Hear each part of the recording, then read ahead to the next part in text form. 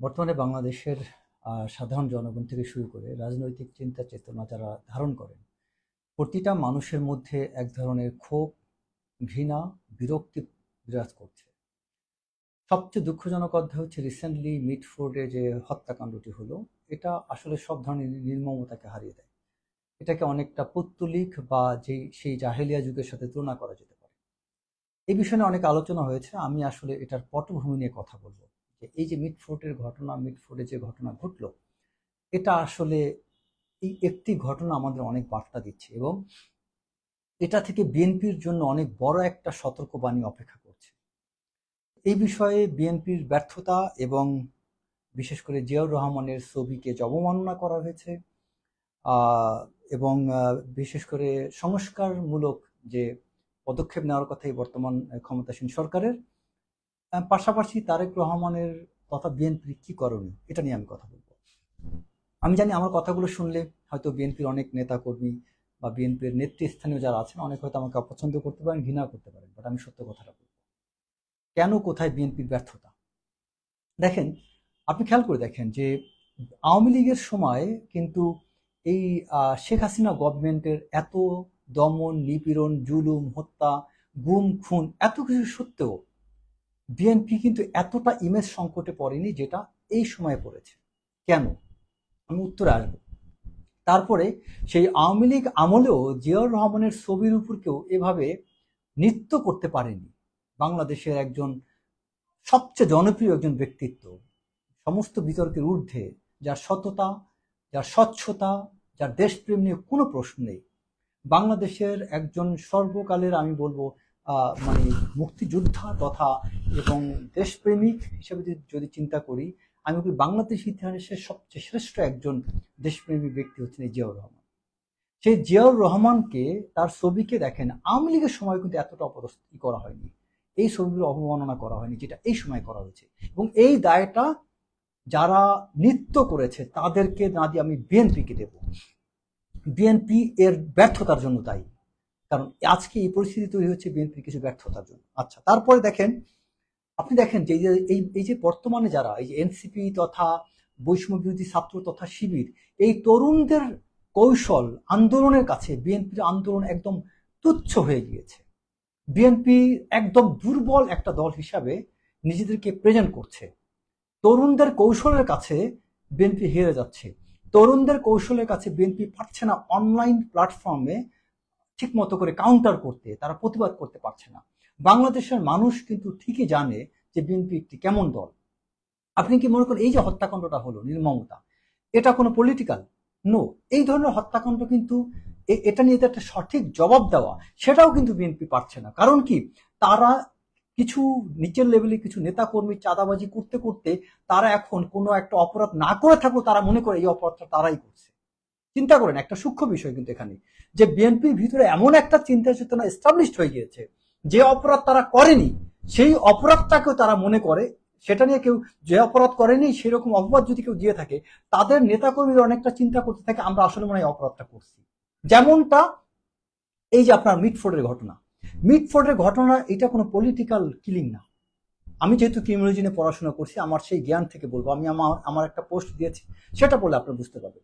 এটা একটা সাইকোপ্যাথ, মানে যারা সাইকোপ্যাথ থাকে তারা সাধারণত এরকম হত্যাকাণ্ড ঘটিয়ে থাকে, এবং একটা সাইকোপ্যাথ দ্বারা এই হত্যাকাণ্ডটা হয়েছে।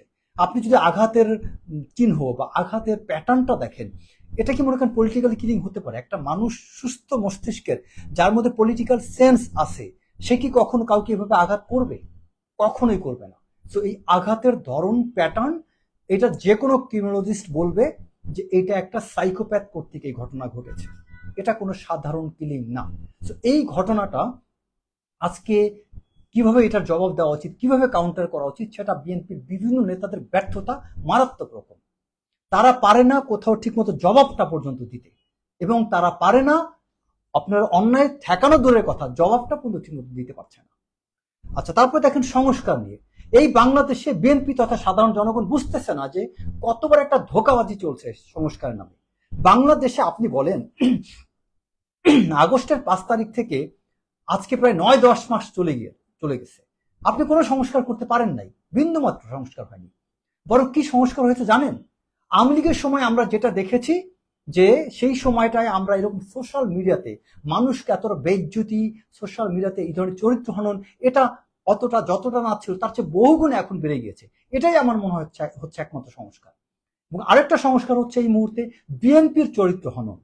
সমস্ত ক্ষুদ্র সব দলগুলো বিএনপির সাথে যারা সব বন্ধু ছিল, বিএনপির সকল বন্ধু আজকে শত্রুতে রূপান্তরিত। একটা কথা আছে না যে আপনার সবচেয়ে ক্ষতি কে করে, আপনার কোন শত্রু সবচেয়ে বেশি ক্ষতি করে, যে আপনার কাছে থেকে আপনার সাথে শত্রুতা করে। এবং বিএনপির সাথে কয়েকটি দল বা যারা তার সাথে ছিল প্রত্যেকেই তার সাথে এখন শত্রুতা করছে। আমি মনে করব বিএনপির সাথে বরং আওয়ামী লীগ এখন শত্রুতা করতেছে না, আওয়ামী লীগ ছাড়া বাকি সবাই করতেছে। কারণ আওয়ামী লীগ নিজেরই এখন খারাপ একটা অবস্থা আছে, সে আর কি করতে পারবে। তো এই জায়গাটাতে বিএনপি কিন্তু সম্পূর্ণ ব্যর্থ হচ্ছে।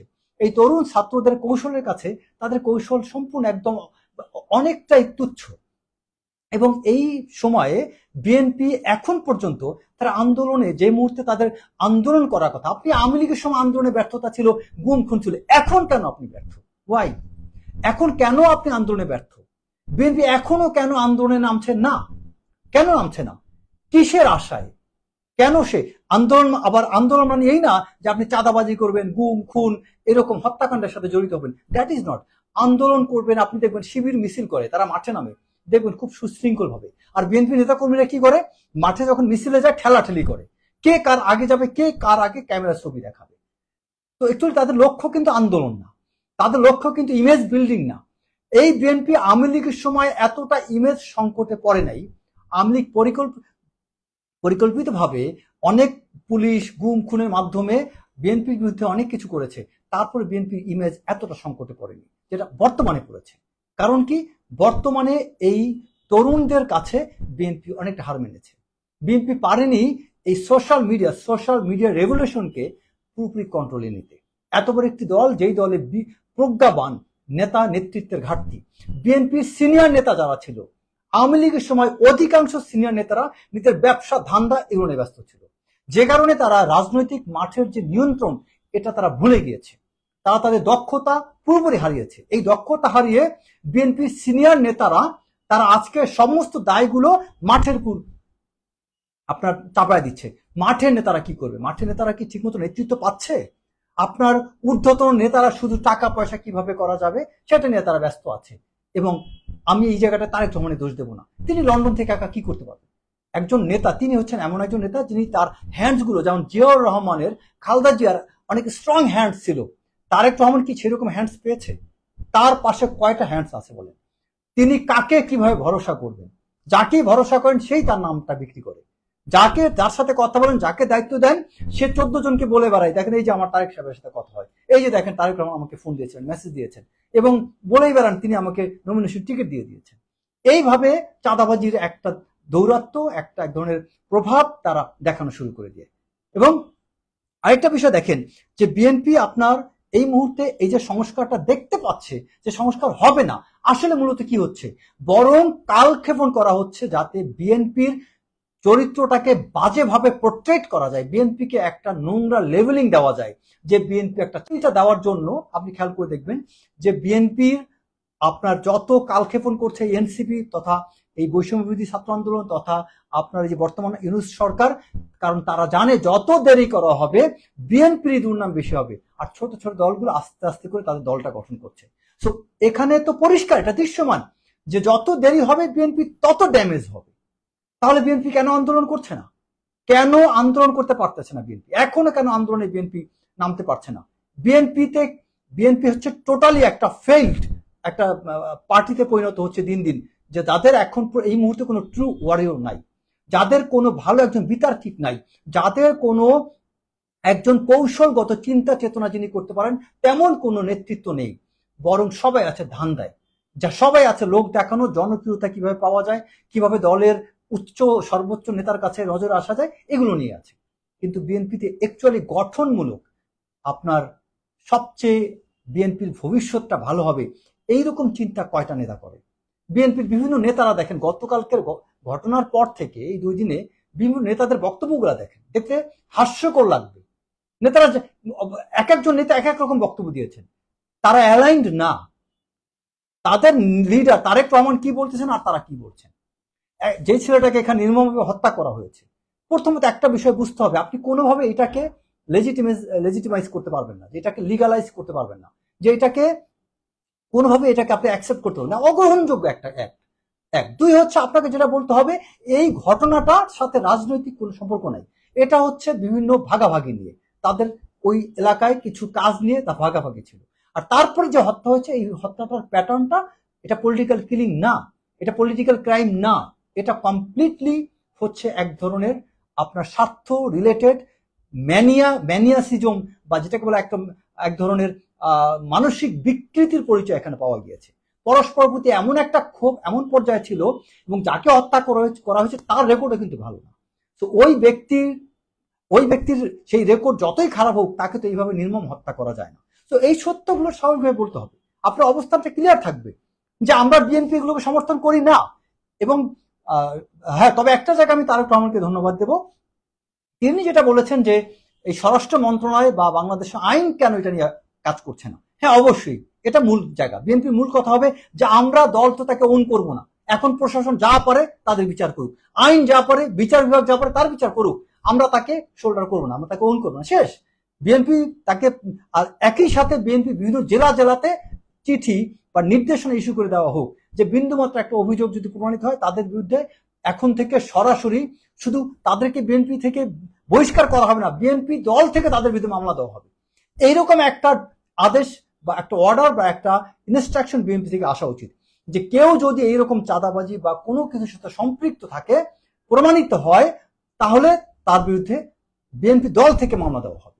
আরেকটা বিষয় হচ্ছে, আবার সোশ্যাল মিডিয়াতে কেউ কারোর বিরুদ্ধে একটা কথা লেখা দিল, সাথে সাথে দল থেকে তাকে বহিষ্কার করলেন, এতে নিন্দুকরা আরো চান্স পেয়ে যাবে। হর হামেশা যখন তখন যাকে তাকে দল থেকে আবার বহিষ্কার করা যাবে না, প্রমাণ থাকতে হবে। মিডিয়াতে একটা কিছু আসলো আর আপনি অ্যাকশন নিলেন, এতে দলের মোরাল ডাউন হয়ে যাবে। সো আমি তারেক রহমানকে সর্বশেষ একটা কথা বলবো, যে আপনি যদি দলের ইমেজ রক্ষা করতে চান, দলকে যদি বাঁচাতে চান, আপনার দলের একটা সাফল্য তখনই আসবে। একটা কথা আছে, in politics the political success depends on taking decision in the right time, taking right decision in the right time. সঠিক সময়ে সঠিক সিদ্ধান্ত না নিতে পারলে পলিটিক্যালি আপনি ব্যর্থ হবেন। পলিটিক্যালি ব্যর্থ, তার জন্য দায় আপনার প্রধান নেতা হিসাবে, অ্যাক্টিং চেয়ারম্যান হিসেবে আপনার প্রতি বর্তাবে। তবে কারণ আমি মনে করি এই মুহূর্তে সিদ্ধান্ত আপনার নেওয়া উচিত, এবং this is the right time. Tarique Rahman, আপনি দয়া করে সঠিক সিদ্ধান্তটা নেন, এবং আপনি এই মুহূর্তে যদি সুন্দরভাবে স্ট্রাকচার ওয়েতে আন্দোলনে ডাক দিতে না পারেন, আপনার দল আগামী 6 মাসের মধ্যে তলানিতে যাবে। দয়া করে জিয়াউর রহমানের এই মোস্ট পপুলার এই জনপ্রিয় দলটাকে শেষ হইতে দিয়েন না। আপনার দলের মধ্যে আপনি সত্যিকার অর্থে যোগ্য লোকগুলোকে ভালো মতো টানতে পারছেন কিনা আমার সন্দেহ আছে।